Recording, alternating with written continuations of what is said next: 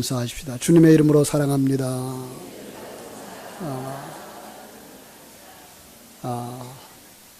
인사하다 보니까 오늘 얼굴을 오랜만에 보는 얼굴들이 있더라고요. 우리 유미양 권사님 퇴원하셔서 오셨어요. 자리에 잠깐 일어나 보실래요? 아무한테 알리지 말라 그랬는데 잠깐 일어나 보세요. 일어나 보세요. 예, 우리 한번 박수 한번 드립시다. 예, 그런가 하면은 아마 우리 교회에 한 25년 전에 함께 신앙생활을 했던, 그리고 서울로 가셨다가 또 해외 이렇게 나가 계셨던 우리 한 분 집사님이 오늘 같이 방문을 하셨어요. 우리 변선희 집사님 자리에서 잠깐 일어나 주시겠어요? 우리 박수 한번 드립시다. 감사합니다. 자, 이렇게 믿음 안에서 함께 예배할 수 있게 된 것을 감사를 드립니다. 가정매달 5월을 보내면서 여러분의 가정이 모두 다 행복한 가정, 복 있는 가정, 믿음의 가정 되시기를 주님의 이름으로 축원합니다. 가정은 쉼터죠. 밖에 나가서 힘들고 또 이렇게 지쳤을 때, 또 우리 학생들 학교에 나가서 이렇게 마음에 갈등하고 머리 쓰고 힘들었을 때 집에 들어와서 참 따뜻한 가정에서 쉼을 얻을 수 있는 장소, 가정이고요. 그런가 하면 가정은 에너지 충전의, 그죠? 재충전의 충전소죠. 다음 날을 위해서, 그리고 이제 힘차게 주어진 삶의 현장에 나가 승리하기 위해서 재충전하는 장소입니다. 그래서 가정이 화목하면 행복하죠. 그죠? 그래서 예로부터 한 말이 있어요. 가화만사성이라. 가정이 화목하면 만사를 이루게 된다라는 거죠. 그렇습니다. 조그만 것들은 이제 이 가정의 평안함과 거기서 얻은 힘 가지고 이겨나갈 수가 있죠. 그래서 행복한 가정은 건강한 삶을 만들어내는 뿌리라고 이렇게 말할 수가 있을 것입니다. 그만큼 가정은 중요한 것입니다. 그런데 가정이 불행하면 사회생활이 잘 되지를 않죠. 쉽지 않죠. 행복을 누리기가 어렵습니다. 건강한 사회생활도 힘들게 됩니다. 그런데 오늘 본문에 보니까 이 제사장 엘리라고 하는 사람과 그 가정의 이야기가 나옵니다. 당시 이스라엘이라고 하는 나라, 그 속에서 이 제사장 그러면 백성들의 영적 생활을 이끌어가는 중심축이었어요. 아직 완전한 나라로 형성되어지지 아니한 때였기 때문에 더군다나 이 제사장들의 그룹은 이스라엘 백성 전체를 이끌어가는 사회적인 모범자들이기도 했던 것이죠. 국가의 중심이고 신앙의 중심인 바로 그러한 사람들, 그 중에서도 제사장 그룹 속에서도 그들의 가정은 매우 중요한 것이었죠. 그렇습니다. 하나님께서 그 가문을 향하셔서 축복하시고, 그리고 그들을 통해서 하나님의 백성들을 이끌어 가셨기 때문에 그렇습니다. 그런데 오늘 본문의 말씀을 보면 이렇게 수고하고 힘쓰고 애썼던 제사장의 가문이 하나님의 사랑을 받고 축복을 받지 못하고 저주를 받고 있는 모습을 보게 됩니다. 안타깝습니다. 하나님의 택함을 받았는데, 그죠? 하나님이 기름 부어 세웠는데, 하나님에 의해서 쓰임을 받았는데, 아직도 그렇게 하나님의 뜻을 알지 못하는 백성들을 이끌어가고 판단한다는 것이 그렇게 쉬운 일이 아니어서 굉장히 힘든 사역이었겠는데, 그 사역을 하고 있는 그 가정, 그 제사장을 향하여서 정말 고생했다, 잘했다, 칭찬해 줄 것 같은데 칭찬이 아니라 오히려 저주였어요. 왜 그랬을까? 그 이유가 무엇이었을까? 2장에서 이렇게 쭉 우리가 살펴보면 그 제사장의 자녀들을 통해서 그 가정의 영적인 형편을 우리가 볼 수가 있는 것입니다. 이 자녀들이 어떤 사람들이었는가 하면은 제사를 드리려고 준비하는 과정 속에 제사를 드릴 때 사용할 제물을 훔쳐가요. 17절에 보니까요, 이 소년들의 죄가 여호와 앞에 심히 크면 그들이 여호와의 제사를 멸시함이었더라. 2장이에요. 제사에 쓸 제물을 빼돌린다는 것은 그들의 예배를 엉터리로 드린다고 하는 것뿐만 아니라 하나님을 두려워하지 않는다고 하는 불신앙의 모습이고, 아니 하나님을 안다 그러면 그 하나님을 멸시하는 태도예요. 믿음 없는 태도예요. 그건 바로 타락한 인간이 그대로 나타나고 있는 모습인 것을 볼 수가 있습니다. 아마 그들은 그랬는지도 모르죠. 사람들이 못 보면 괜찮아 그랬을지도 몰라요. 어차피 다 태워버릴 건데 뭘 그래 이랬을지도 몰라요. 남은 거 어차피 우리 제사장 그룹들이 다 나누어 먹을 건데 미리 가져간다면 어쩔 거야 이랬을지도 몰라요. 그것이 뭐라고요? 불신앙. 그런가 하면 그들의 생활이 정결하지 못했어요. 성적으로 아주 문란했어요. 2장 22절에 보니까 성막에서 수종드는 여인들과 참 부정한 일을 했다고 그 소문이 제사장 아버지에게 들린 거예요. 이것 또한 하나님을 두려워할 줄 모르는 악한 자의 태도죠. 그렇습니다. 아버지가 그래서 25절에 권면하죠. 죄를 짓지 마라. 죄를 좀 멀리해라. 그런데 불구하고 그들은 아버지의 말씀도 듣지 않았어요. 자, 하나님을 경외하지도 않았고 아버지의 권면조차도 우습게 여기는 그들. 우리는 다 아는 일입니다. 예배는 하나님 앞에 드리는, 그래서 예배하는 자가 하나님 앞에 서서 신령과 진정으로 정성을 다하여 드려야 하는 것, 하나님이 원하시는 예배입니다. 정결한 삶을 사는 것, 순결한 삶을 사는 것, 하나님의 뜻입니다. 나에게 주어진 부모님을 존경하고 부모님에게 효도하는 것 또한 하나님의 뜻입니다. 이런데 신앙의 모범을 보여야 할 이 제사장의 가정에 그 자녀들이 하나님을 두려워할 줄 모르고 하나님의 뜻에 순종하지를 않아요. 부모에게 효도하지도 않아요. 그렇다면 뭐예요? 자기들 마음대로, 자기들 하고 싶은 대로 살았다는 얘기가 됩니다. 그래서 하나님이 진노하시는 거예요.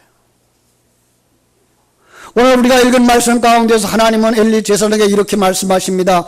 출애굽할 때 지금까지 너희가 필요한 재물을 채워주었거늘 너희는 어찌하여 나의 것을 도적질하여 너의 아들에게 주느냐. 아버지에게 탓하고 있는 거예요. 아들들이 훔쳐갔는데 아버지가 뭐 했다고요? 그들에게 주었다는 거예요. 그것은 나 하나님보다 너희 아들들을 더 중히 여기는 것이라. 아버지의 신앙이 지금 들토록 나고 있어요. 이제 나는 너희가 영원한 제사장이 될 것이라고 하였으나 이제는 그렇게 하지 아니하리라. 나를 존중히 여기는 자를 내가 존중히 여기고 나를 멸시하는 자를 내가 멸시하리라. 경멸하리라. 보라, 너의 집에는 이제 노인이 하나도 없을 것이고 너의 두 아들은 죽음을 당할 것이다. 끔찍한 일 아닐까요? 그대로 이루어졌어요. 전쟁터에 나간 두 아들이 죽었어요. 그 소식을 들은 아버지도 죽었어요. 한때 하나님 앞에 쓰임받았고 하나님의 사랑을 받았던 이 제사장의 가정인데, 칭찬받던 가정이고 존경받던 가정인데 점점 망해져가는 모습이에요. 그렇죠? 이 세상을 우리 누가 보는데도 그렇잖아요. 한때는 존경받던 사람, 한때는 사랑받던 사람, 점점 쇠하여 사람의 기억 속에서 사라지는 가정들이 있어요. 칭찬받았던 가문, 비난받는 가문으로 끝나는 경우도 있어요. 여러분, 여러분의 집안은, 여러분의 가문은 여러분 때문에 점점 더 부흥되는 가정 되어지기를 주님의 이름으로 축원합니다. 한 사람도, 한 가정도 불행으로 끝내지 않게 되기를 주님의 이름으로 축원합니다. 가장 큰 불행, 이 세상에서 그것은 아무리 많은 것을 가지고 아무리 위대한 자로 살았다고 할지라도 하나님을 알지 못하고 살아가는 것이고 하나님 떠나서 살아가는 것이고 지옥에 떨어지는 것입니다. 여러분과 여러분의 자녀들이 한 사람도 거기에 떨어지는 자가 없게 되기를 주님의 이름으로 축원합니다. 그와 대조를 이루는 사람이 한 가정이 있어요. 바로 사무엘이 있는 한나의 가정이죠. 그죠?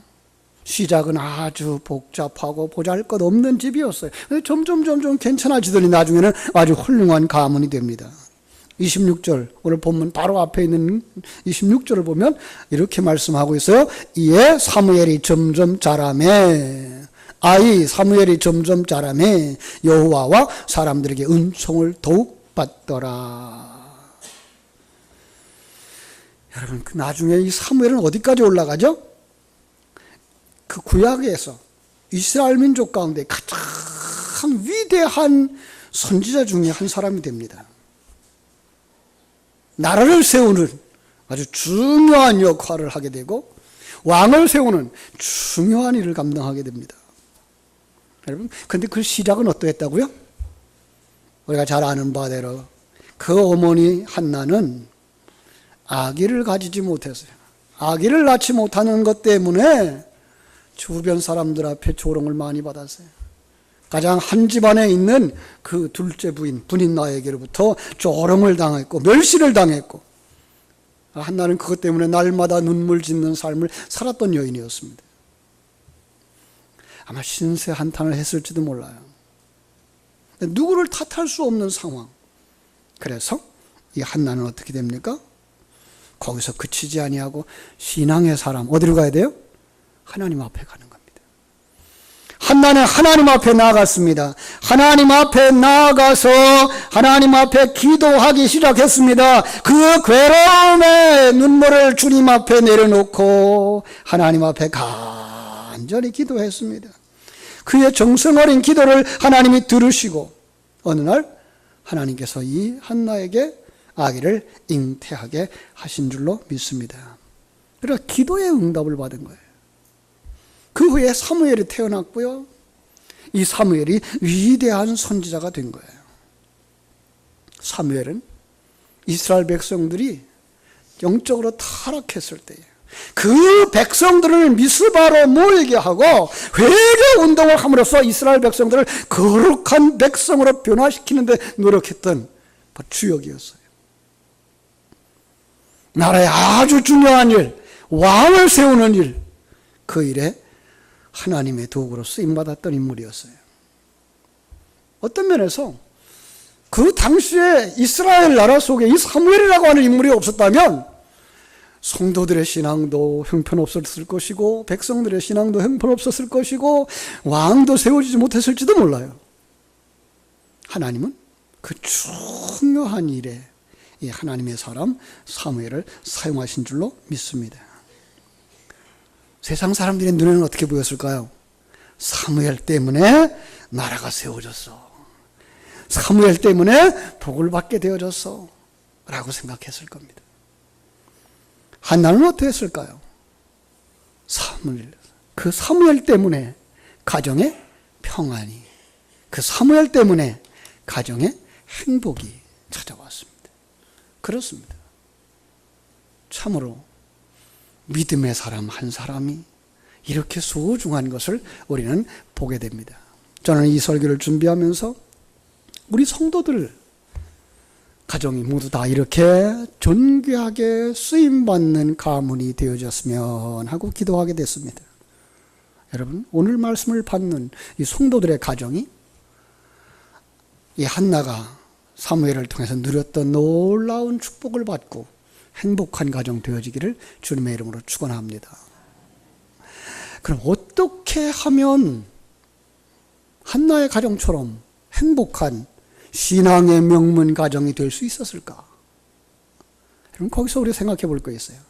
행복한 가정, 아니 이건 세상 사람들이 말하는 행복한 가정이 아니고 하나님의 사람들이 인정하는 행복한 가정의 기초는 뭘까요? 그렇습니다. 신앙의 기초를 바로 놓는 것이었습니다. 사무엘상 1장에 보면은요, 한나는 아들을 낳으면 하나님 앞에 바치겠다고 소원 기도합니다. 그런데 정말로 하나님의 아들을 주셨어요. 많은 사람들이요, 화장실 갈 때 다르고 올 때 다르다 그러죠. 급해서 소원할 때 다르고 그게 성취되어지면 그 다음에 또 달라져요. 그런데 한나는 그러하지 않았어요. 그죠? 소원한 대로 그 아들을 하나님께 드리고 그때부터 신앙교육을 했어요. 아니, 신앙교육을 아주 조기교육했던 사람 중에 한 사람이었어요.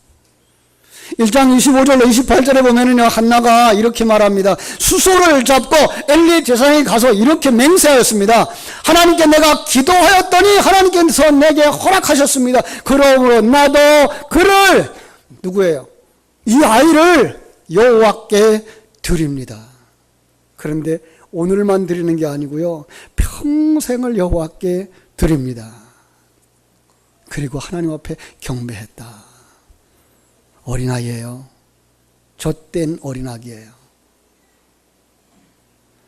눈에 넣어도 아프지 않을 만한, 아니 모든 그 눈물을 씻어줄 수 있었던 근원, 그가 있었기에 행복했고, 그가 있었기에 평안했고, 그가 있었기에 따뜻한 가정을 이룰 수 있었던 그 근원, 근데 그걸 하나님 앞에 드리는 거예요.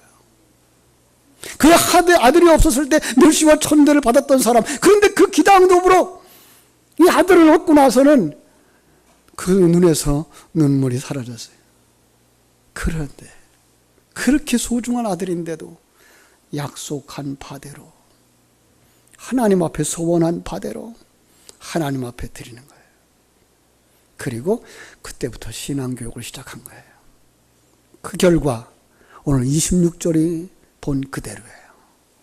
아이 사무엘이 점점 자라면서 하나님 앞에 사랑을 받고 사람들 앞에 사랑과 은총을 받는 사람이 되었습니다. 우리의 자녀들이 다 이렇게 되어지기를 주님의 이름으로 축복합니다. 이 시간 예배하는 우리 영아들이 다 이렇게 여호와와 사람들에게 은총과 사랑받게 되기를 축복합니다. 오늘 주일 예배에 참석한 우리 주일학교 유치부, 유초등부, 중고등부 어린이들이 다 이런 복을 받게 되기를 진심으로 축복합니다.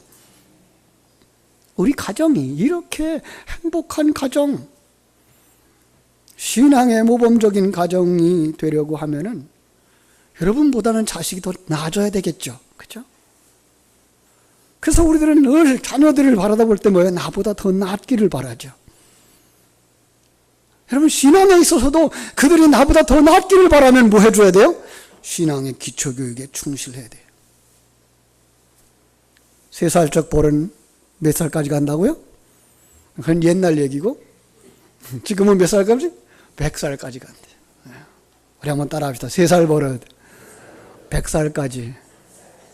3살 때 신앙생활 잘하면 100살까지 신앙생활 잘할 거예요. 그죠? 어릴 때 신앙교육이 몸에 배면 평생을 하나님 떠나지 않을 거예요. 어릴 때 예배드리는 것을 습관화되면 평생토록 하나님을 예배하는 것을 최우선의 삶으로 살아갈 거예요. 어릴 때부터 말씀을 잘 듣고 말씀에 순종하는 삶을 살아가면 그는 평생을 말씀에 순종하는 사람이 될 거예요. 어릴 때부터 죄를 짓지 아니하고, 그죠? 경건 훈련을 하고 정결한 삶을 살아가면 그는 평생을 깨끗하게 정결하게 살아갈 거예요. 어릴 때 하나님을 두려워하며 믿음으로 살기 시작하면 평생을 하나님을 두려워하며 신앙으로 살아갈 줄로 믿습니다. 이렇게 질 좋은 신앙교육이 이루어지면 그들의 신앙이 바로 아름답게 변화되어질 줄로 믿습니다. 여러분, 정말로 이런 신앙교육을 잘 시켜서 우리 자녀들을 지켜주시기를 주님의 이름으로 축원합니다. 어린 자녀들 잠잘 때 머리에 손을 얹고 기도해 주시고, 잠들기 전에 세상 동화책 읽어주지 말고 성경을 읽어줌으로써 성경 말씀 속에서 잠들게 하고, 이야기를 해줄 때 세상 동화 얘기해주지 말고 성경에 나오는 인물들 이야기해주면 그들이 성경의 문화 속에서, 성경의 틀 가운데에서 자라가면 그의 신앙이 견고해질 거예요. 신앙의 바른 길을 그들의 좌우명으로 삼고 살아가게 될 줄로 믿습니다. 여러분 자녀를 사랑하십니까? 왜 사랑하죠? 하나님이 여러분에게 그 사랑할 마음을 주셨어요. 근데 하나님이 왜 여러분에게 그 사랑할 마음을 주셨는지 아십니까? 그들을 지옥 가지 않도록 이끌어가라고. 여러분, 부모님의 마음 속에는요, 자녀가 60이 돼도 어린애기래요. 그래서 항상 60이 돼도 밖에 나가면 뭐라고요? 길 조심해라, 차 조심해라. 우리 자녀들이 그런데 뭐 조심해야 돼요? 지옥에 떨어지는 거 조심해야 돼요. 그죠? 그 지옥에 가면 안 되는 그 영혼을 위해서 기도하라고 사랑의 마음 주신 줄로 믿습니다. 그래서 하나님은 부모에게 자식을 위해서 끊임없이 기도하게 만드신 거예요. 감리교의 창시자였던 요한 웨슬레의 어머니를 사람들이 다 존경합니다. 그 이름이 수산나예요. 과거였기 때문에 이랬겠지만은요, 그의 자녀가 19명이었대요. 대단하셨어요. 그죠? 그런데 이 수산나는 그들을 하나하나 전부 다 신앙으로 잘 키워서 영국 최고의 신앙의 명문 가문이 되어진 줄로 믿습니다. 아침마다 이 19명 아이들 깰 때 주기도문을 암송하고 일어나도록 했대요. 입을 걷어차고 일어나기 전에 먼저 주님 가르치는 기도를 암송하게. 저녁에 잠자리에 들 때는 그날의 성경 구절을 하나하나 다 암송시키고서 그리고 재웠대요. 뿐만 아니라 어머니는 그 자녀들을 위해서 매일 1시간씩, 매일 빠짐없이 1시간씩 기도하는 어머니였다는 거예요. 그것을 잘 보고 자라난 자녀들이 다 신앙의 사람들로 큰 줄로 믿습니다. 그냥 우리가 생각하는 그냥 퍼주는 사랑, 아무것도 따지지 않는 사랑이 아니라 공과 과를 아주 엄격하게 구분하는 그런 어머니였습니다. 이 웨슬레가 지나간 어린 시절을 묵상하면서 이런 얘기를 합니다. 내가 어린 시절에 엄마한테 매를 혼나게 맞은 적이 있습니다. 왜냐하면 엄마가 그 자녀들이 많으니까 과일을 사와도 몇 개 사와야 돼요? 최소한 19개 이상 사와야 돼요. 하나씩 다 나누어줘서 먹었어요. 나머지는 어떻게 했을까요? 높은 선발에다 얹어놓은 거예요. 그런데 웨슬레가 욕심을 난 거예요. 그래서 그걸 선반에 올라가서 의자를 놓고 올라가서 그걸 훔쳐먹은 거예요. 그걸 들통난 거예요. 그것 때문에 엄마한테 매를 맞았는데 한두 대 맞은 것이 아니라 종아리에서 피가 나도록 맞았다는 거예요. 그는 이렇게 회상합니다. 만일 그때 어머니께서 내게 종아리를 때리지 않았다면 아마 지금의 내가 없었을지도 모릅니다. 그렇게 훌륭한 믿음의 사람으로 서지 못했을 것이라는 이야기를 하는 겁니다. 이 웨슬레의 어머니 수산나는 어릴 때부터 자녀들에게 하나님 두려워하는 것을 배웠고 가르쳤고 부모의 말씀에 순종하고 부모를 공경하는 것을 가르쳤습니다. 그러지 아니할 때 그를 초달을 하면서까지 가르쳤던 것입니다. 훌륭한 자녀들은 훌륭한 부모님의 가르침에서 나옵니다. 그 훌륭한 가르침은 결국 훌륭한 가문을 만듭니다. 여러분 아마 그렇게 생각할지도 몰라요. 나는 이미 늦었어. 아니요. 성경에 뭐라 그래요? 우리가 늘 하는 말이 뭐라 그래요? 늦었다고 생각할 때가 빠른 때다. 적당한 때입니다. 지금이라도 자녀들을 사랑하십시오. 그리고 신앙의 기초교육을 분명하게 해주십시오. 그 교육이 나중에 살이 되고 피가 되고 하나님을 잘 섬기는 자녀들로 세워주실 줄로 믿습니다. 훌륭한 가문을 만들려면 아주 중요한 것이 또 하나 있는데 그게 뭔가 하면 부모가 자녀 앞에서 신앙의 모범을 보여야 한다는 거예요. 왜냐하면 자녀들은 부모를 보고 신앙생활을 배운다는 거예요. 여러분, 사무엘이 저절로 훌륭한 지도자가 된 것이 아니라는 거예요. 어려서부터 제사 드리는 엄마를 따라서 제사의 현장에 갔어요. 엄마가 기도하는 그 현장에 따라서 기도했어요. 예. 그래서 하나님을 두려워하는 마음 가운데에서, 부모님을 존경하는 마음 가운데서 그 몸과 마음이 성장함으로 말미암아 그는 믿음의 사람으로 컸던 겁니다. 오늘날 우리 한국 교회가 조금 문제가 있어요. 왜냐하면 부모님들이 예배하는 모습을 우리 자녀들이 보지 못한다는 거예요. 이 세상 교육 때문에 그래요. 세상 교육은 나이를 나눠놓고 그 나이에 적당한 것을 배워줘야 된다라고 생각해서 유치부부터 장년부까지 다 나눠놨어요. 여러분, 가끔 우리 통합 예배를 드리면서 느끼는 거 없습니까? 청년들이 부르는 찬양과 어른들이 부르는 찬양이 너무나 각격이 큰 거예요. 그러니까 그들이 지금 우리 부모님과 한자리에서 부모님과 함께 예배하며 함께 찬송하지 못하고 있는 거예요. 부모님의 신앙을 보지 못하는 거예요. 부모님의 기도를 보지 못하는 거예요. 안타깝죠. 그래서 지금 요즘 그 통합 운동들이 일어나고 있어요. 조금 규모가 있는 교회들은요, 부모님들이 자기 자식을 데리고 와서 옆에 앉혀놓고 예배를 드리는 거예요. 그리고 분반 공부 시간에 자기 반으로 내려가서 공부를 하는 거예요. 아마 이것은 우리가 회복해야 할 유대교적이지만 바른 신앙의 교육이 아닌가 생각을 합니다. 왜요?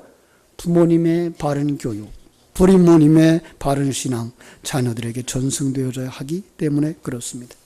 그런 면에서 참으로 우리는 집에서도 그걸 해야 돼요. 집에서도 함께 기도할 수 있어야 돼요. 집에서도 함께 성경 읽을 수 있어야 돼요. 집에서도 함께 성경을 기록할 수 있어요. 쓸 수 있어야 돼요. 여러분, 내가 기도하는 모습을 자녀들이 볼 수 있어야 하고요. 내가 성경 읽는 모습을 자녀들이 볼 수 있어야 되고요. 내가 성경을 필사하는 모습을 자녀들이 볼 수 있어야 돼요. 내가 진실한 모습을, 내가 긍정적인 믿음과 경건한 믿음과 교회를 사랑하는 믿음과 하나님을 사랑하는 믿음이 자녀들에게 전승되어져야 참으로 그 자녀들이 바른 신앙으로 교회를 사랑하고 죄종들을 사랑하고 그래서 하나님의 말씀에 귀를 기울이고 하나님 앞에 나아가 예배하게 될 줄로 믿습니다. 오늘 장로님의 아주 후회하는 이런 얘기를 들었어요. 자기가 어렸을 때에, 아니 자기가 그 교회의 중직적인 일을 하고 자녀들이 어렸을 때에 그 교회가 분란이 있었다는 거예요. 그 분란 속에서 불평하는 일들을, 일 처리하는 일들을 자기 집에서 모여서 했대요. 그 상황 속에 좋은 이야기들이 나오질 않은 거예요. 부정적인 이야기들, 거기서 목회자인 신뢰가 떨어진 이야기들, 그걸 이 철없는 아이들이 그걸 다 들은 거예요. 근데 그들은 부모님의 말씀, 그 어른들의 말을 그대로 믿은 거예요. 어떻게 됐을까요? 주의종에 대한 존경심 하나도 없어졌어요.